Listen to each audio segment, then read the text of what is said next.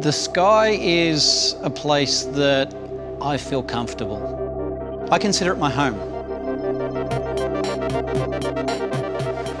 My favourite part about drone racing is the freedom, being a bird.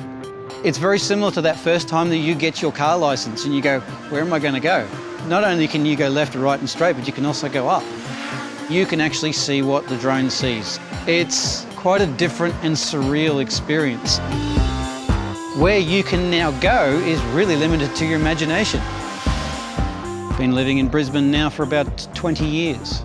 I would have never have thought doing what I love and what I'm passionate about would lead to me flying nationals and world competitions. It's a once-in-a-lifetime opportunity.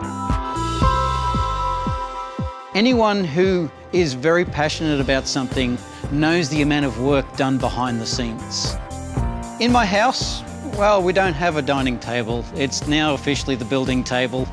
We have a kitchen table, which is now the battery charging station. I definitely consider myself a tinkerer. If you just take everything at face value, then you're not going to get the best out of life. Breaking propellers is a pretty common occurrence.